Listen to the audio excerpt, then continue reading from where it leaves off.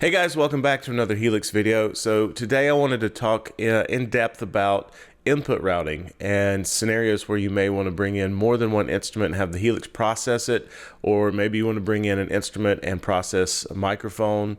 And we're going to see, exactly how much we can run through the Helix and how much power we can squeeze out and how many different scenarios we can come across here. So let's hop right in and get started. Okay, so right now we have a blank preset. Input is coming in from the guitar auxiliary or Variax. It's going straight to the output. So let's say in this first scenario, you want to use your Helix on stage and your bass player wants to use it as well. We're going to look at how we may route both signals through at the same time and use the Helix to process and add amplifier and effects to both at the same time. So first, let's start by adding something for the guitar player. We now have an amp and a cab coming in, amp cab going out. So there's a couple ways we can do this. I'm going to run through different scenarios and explain why you may want to do certain ones, what the advantages and disadvantages are. So let's add in a block for the bass. So we're going to do just SVT. We'll drag it down to the bottom here. So right now the guitar signal would come in, split, hit both amps, merge, and go out. So what we want to do is pull the split block down and the merge block down so that we have two paths that are independent from one another. Come over to the input block on this, and we want to use one of the effects returns to bring the bass guitar signal in. The Helix has four different effects loops. The LT has two. Either configuration is going to work for what we're wanting to do. So I'm going to choose return one. So that means you plug your guitar in as you normally would, plug the bass into the effects return one, and now we have the ability here to run a guitar and a bass. Right now they're both going out down the middle, meaning they're not panned. If you wanted to send the guitar to one channel of the mixer and you want to send the bass to a different channel on the mixer, so the sound engineer could mix them separately, I would recommend just taking and panning the output of the guitar to one side and then panning the output of the bass to the other side, and then on the outputs run, in this case you would run the right output to the channel you want the bass on and the left output to the channel you want the guitar on. Just for simplicity's sake, I'm not going to get into that too much, though that would likely be the way you would want to run this setup if you are running two different instruments. That way the sound engineer has a way to blend or level off, or they're not basically tied to you on the Helix setting levels perfectly, if that makes sense.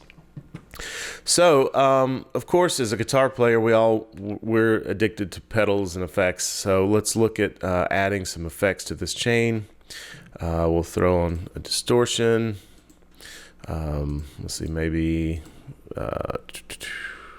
we always when is one distortion ever enough? We want options, right? So let's have a couple distortions on the front end, and we come around to the back. Let's maybe add some reverb. Already kind of hitting a wall here. Room reverb. We haven't touched delay, and we're out of DSP power. So if we choose to do this setup, what we can do, as long as we can fit in whatever we want in front of the amp, we can use the second processor down here, the second path, to add all of our post effects. If you want to add a lot of reverbs, delays, modulations, that's really not a problem. We can just come here and run it down to 2A and do pretty much, we have everything on tap now, basically, so we can do whatever we want. There's we'll add a reverb, stereo delay. We'll throw in a modulation for good measure. Let's do a tremolo. So now we have, everyone's happy, right? So we have a couple of distortions running through our guitar amp, coming down here and doing their post effects. But maybe the bass player wants a little love too. So we come over here, see what's available for the bass.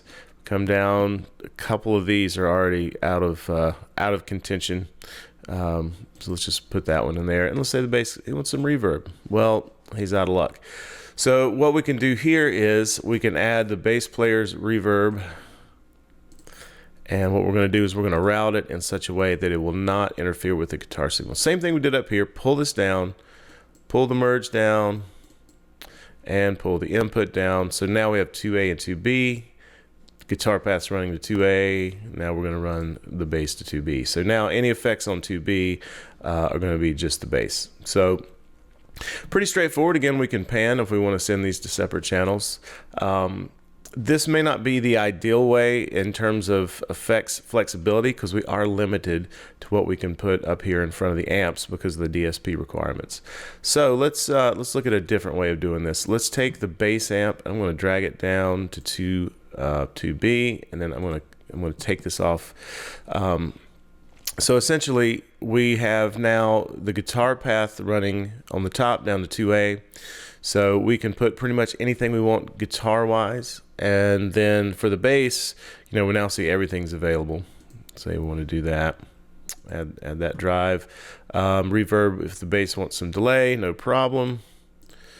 Stereo delay, well, let's do something a little more traditional.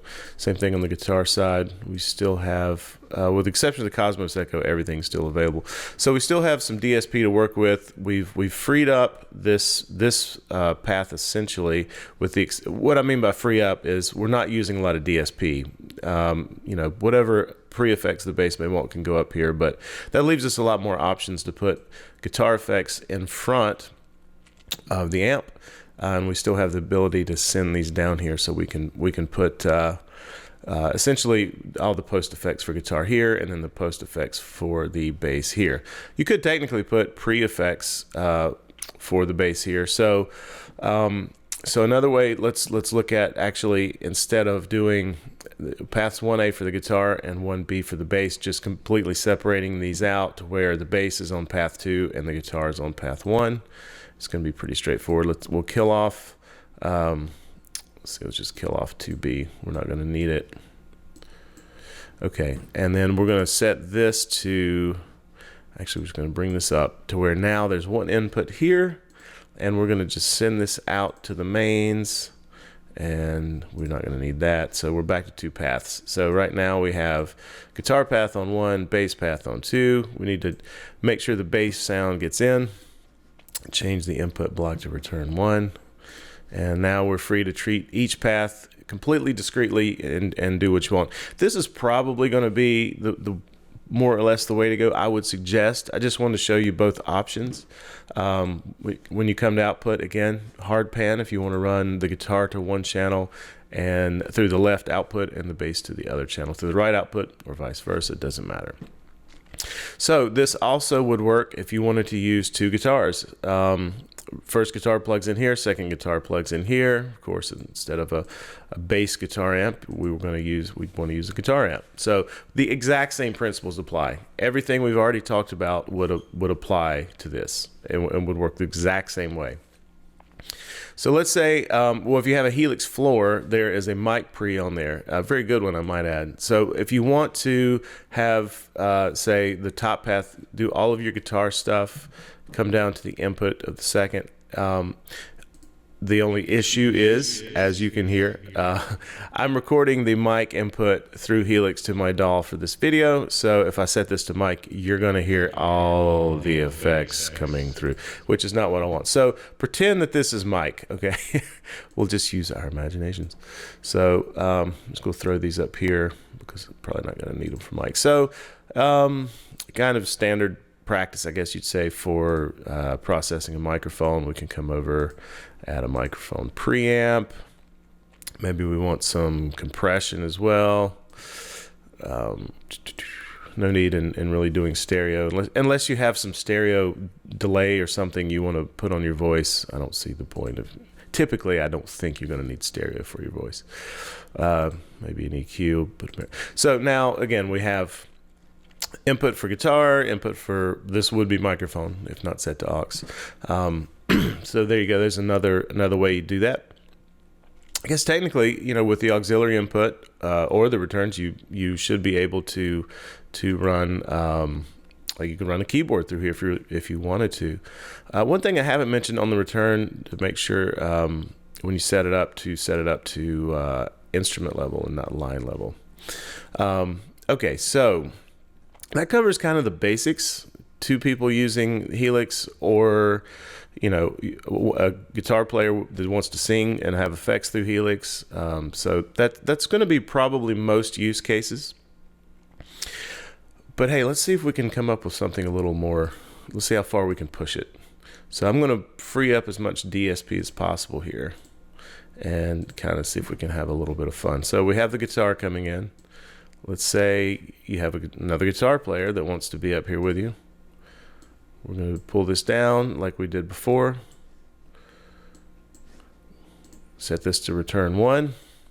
And then the bass player thinks, hey, I don't want to be left out. I'm going to run him through here as well, or her, whichever. They're going to come in, let's say, through return 2.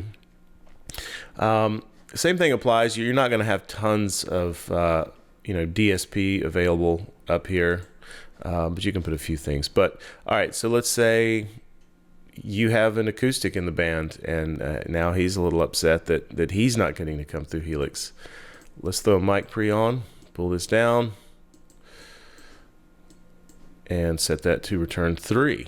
If you have a Helix floor, you have 4 returns, so we have enough returns. So now we're actually getting 4 people running through the same Helix.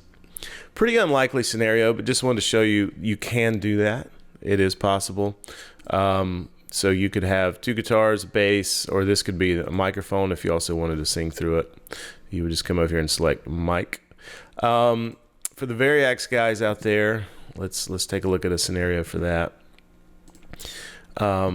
You would select, so basically if for anyone not super familiar with Variax, it has the guitar modeling in it, but it also has magnetic pickups, and you can select which one the input block is listening to. So we're going to set this to Variax and then set this to Variax magnetic. So in this case, let's say that the magnetic, we're just going straight guitar amp, but on the mags, on the mags we're going straight guitar amp. So let's do that, and we'll do something a little different because we have the ability to do guitar modeling up here on the Variax. Let's say we want to do acoustic instead. So instead of a guitar amp, we'll just do mic pre, and so you can now you can start putting effects, reverb, compression, whatever you want. But this would be a case where now you have an acoustic sound coming through path 1 and an electric sound coming through path 2. In the same way I talked about sending guitar and bass or 2 guitars to different channels, the same thing would apply here. If you wanted your acoustic going to 1 channel or just simply panned, you can just run it in stereo and just pan them, or you can have them going to their own channel, whichever you prefer. So that would basically work the same way on your output block. So there you go. I think that covers most of the input routing scenarios you may run into or were wondering if you could do. So let me know in the comments below if that's covered everything that you might have had a question about in relation to input routing and input blocks. If there's something else or something I missed, I'll be happy to try to cover that as well. So thanks as always for checking out the videos. I really appreciate the views, the engagement, guys that leave me comments and positive or questions or anything. Thank you so much. It's always fun engaging. So thanks again. Like, subscribe, share, all that good stuff, and we'll see you in the next one.